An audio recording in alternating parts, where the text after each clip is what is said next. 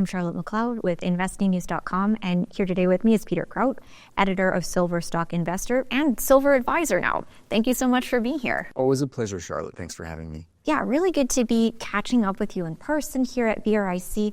And as I was mentioning in the intro, I think we'll start there. You've got a new newsletter, Silver Advisor. So it's free. Can you tell me briefly about your plans there? So what I did was just a couple of weeks back, I launched this newsletter. There's an appetite, obviously, for research and information on the silver space. And so I launched the letter, and the idea is what we do is we follow news releases by companies that are under coverage, real time, almost real time. So our aim is the same day we will review a press release, a material piece of news, comment on it, talk about it within context of what the company is doing and how it's progressing, and then talk about the outlook. And these are companies that I own personally. So it's things that I have a vested interest in and want to keep tabs on. And I decide that I'm willing to share that information with subscribers. Oh, well, that's great. That's quite an undertaking. So we'll put the link to that in the video description if people would like to find it. So we've got lots to cover today. And we definitely want to look forward to 2025. But before we go there, let's take just a quick look back at 2024. Did silver perform as you expected? It did, actually. So, I think some important points in time in 2024 to mention are that silver really bottomed. I think it was late February, around $22, and then it started to run. By May, I think it was high 20s or $30, went kind of sideways for a couple of months, and then by October it had run to $35, and that was the peak in 2024. So from $22 to $35, I think it's roughly about a 40% gain. That was quite nice. It dialed back. We're still around the $30, $31 level. It's still quite impressive. Companies are able to feel more comfortable and make reasonable profits at those levels. Not gangbuster profits, but they're a little more comfortable. I think that it had kind of gotten a little bit ahead of itself at that $35 peak. I think that given the setup right now, we have decent odds of returning possibly somewhere to that $35 level before the middle of the year. And that before we reach the end of this year, that we could probably touch potentially to $40 in silver.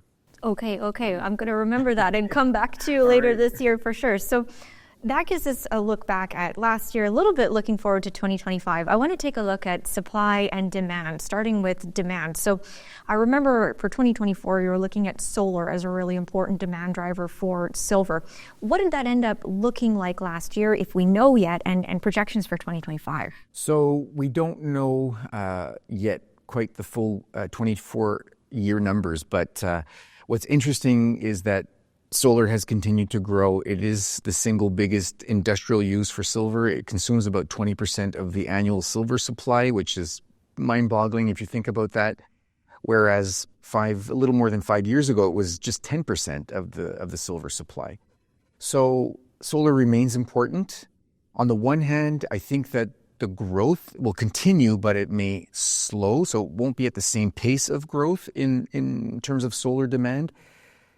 And yet that's balanced by some things where if you look back at from 2010 onward, if you look at 5-year projections for solar installations, they were underestimated on average by 3 times.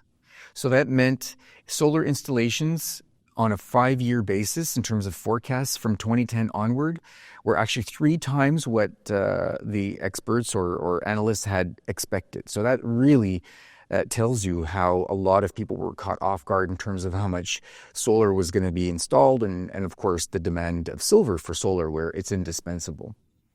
And then you've got, I think that's going to continue, as I say. So although the growth may slow, the strength will stay there to some extent. Then you've got demand from things like AI for more power. You've got the demand from data centers, which are on top of AI, and then you've got Samsung, which has a new solid-state battery, Now, we don't have specific numbers. I've seen projections that are all over the map. I think it's from, 100 grams to as much as a kilo of silver per vehicle.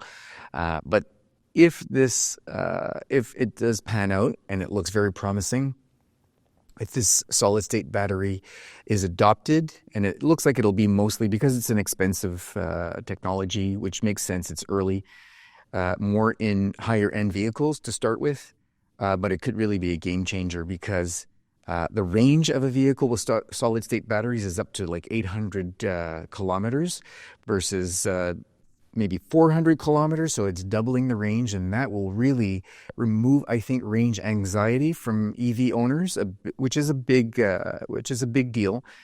And also, the recharge is 9 minutes, so that's fantastic. That's almost like going to a gas station and filling up. So that really makes it a lot more lifestyle friendly to what we're used to with regular internal combustion engine vehicles.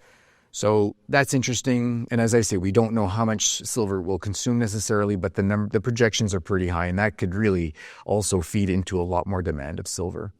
Okay, yeah, that's really interesting. That would definitely clear up a lot of those electric vehicle problems. So the other point I wanted to bring up is there's a lot of questions right now about the economic outlook in the US, in China, in elsewhere globally, really. So to what degree could that possibly create headwinds for silver? I agree. So we've seen, if we look historically, silver has underperformed gold through recessions. Long-term in bull markets, it outperforms gold, but through recessions, clearly it has underperformed. Is this time different? Hard to say, but if you look at some of the drivers, I think there is that potential that it will be somewhat different.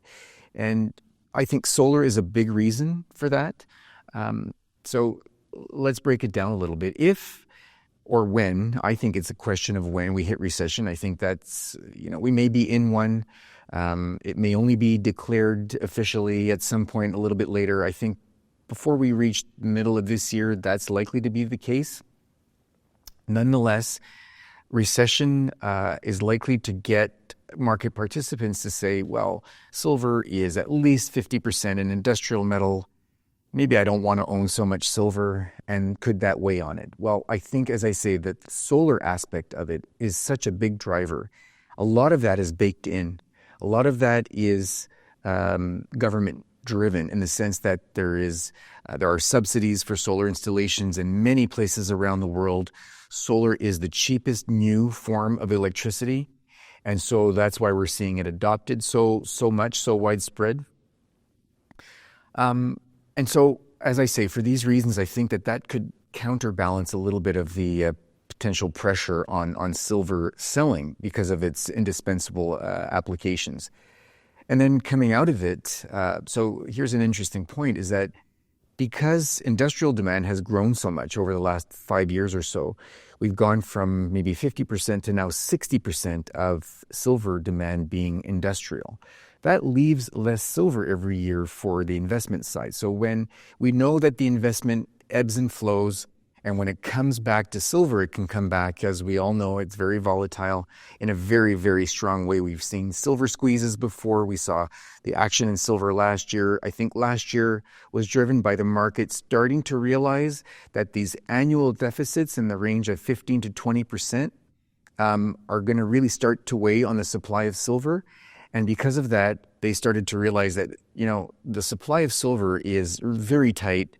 We're consuming up to 20% more than we're producing from mining and recycling every year. The inventories are being drawn down. That's what kept the price from really going gangbusters. But it did run from 22 to 35. That was very strong. These kinds of drivers, I think, are going to remain. The silver supply is very tight right now.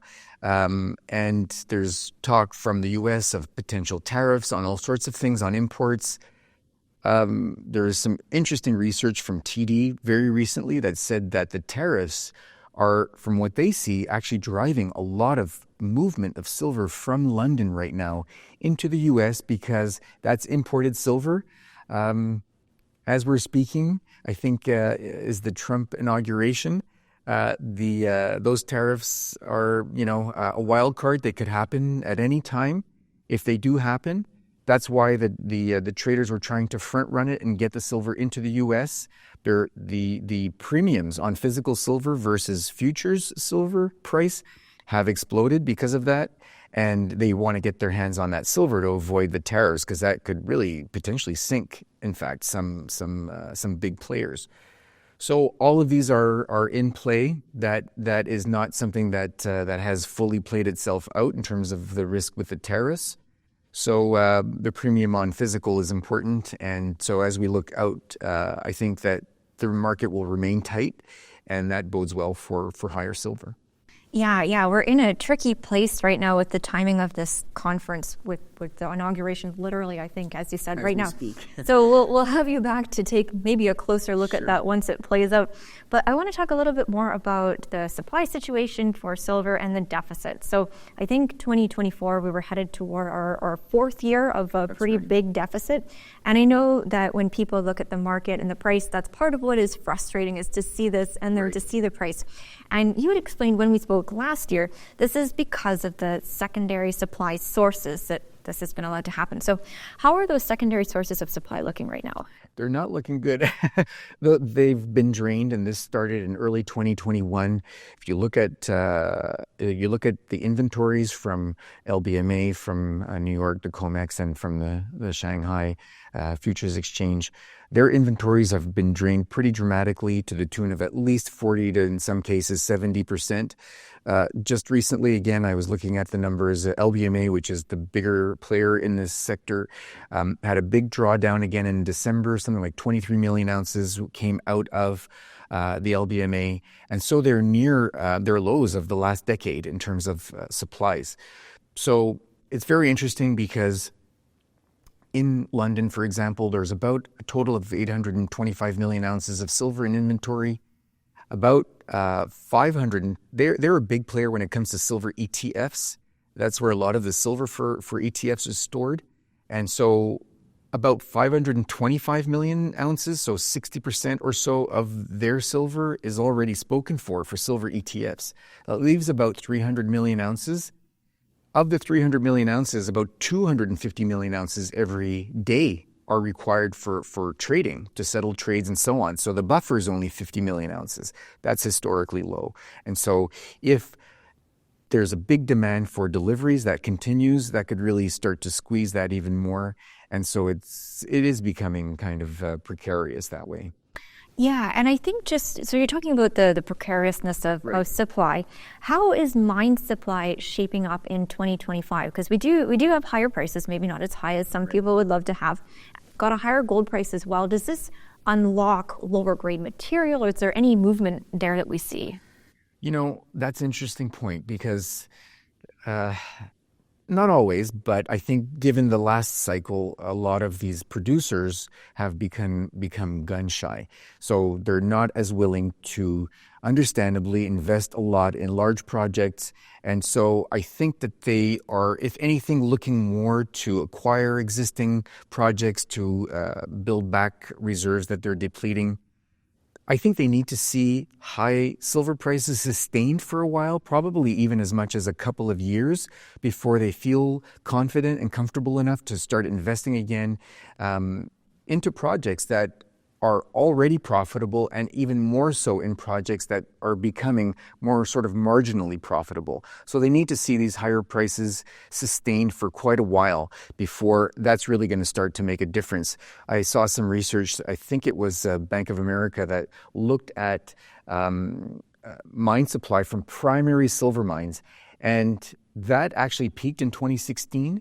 So although demand has continued to grow significantly and we're in deficits, mine supply has actually not only been flat, but it has actually fallen since 2016. And we're talking about a 1% up, 1% down over the next few years. They think that out to at least the next couple of years, we're going to see mine supply completely flat. So we're not, recycling might contribute to some extent, but it's only about 15% of the supply market.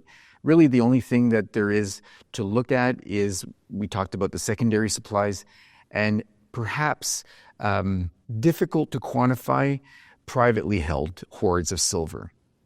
Now, My argument about that is that, yes, that can certainly come to market, that can help ease supply constraints, but you have to ask yourself at what price level. So a lot of these are stackers, a lot of these are people who've bought the silver as a chaos or an inflation hedge of different kinds. And so I think they're going to need to see silver at considerably higher prices, and I think that's will help in part at least drive silver higher. Yeah, I think that makes a lot of sense. With people with so much, it would take a lot to have them let go. So I think, of course, we have to ask. So silver, potentially $40 silver in 2025. It sounds like it's a good plan to own the metal itself. But in terms of the silver stocks, is there anything you could say about how you're playing this market this year? Yeah, so last year there were a couple of really big deals. I had talked about the potential or the likeliness of that going back over a year, saying that we're going to start to see a lot of M&A happen, and that panned out this fall. This past fall, we had First Majestic acquired Gatos Silver. That's one of the bigger deals. And then we had Kerr Mining acquire Silvercrest, also quite a big deal. An already small market is shrinking and getting even smaller in that sense. And like I say, they've been gun shy in the sense of looking to, and understandably, bring perhaps some of their own new projects into production, between discovering an economic deposit that's at a high enough grade, the time to permitting and financing and construction, we're talking easily a decade. So even if it's more expensive for them to acquire, it's been the path of least resistance. And so it makes sense to go that route.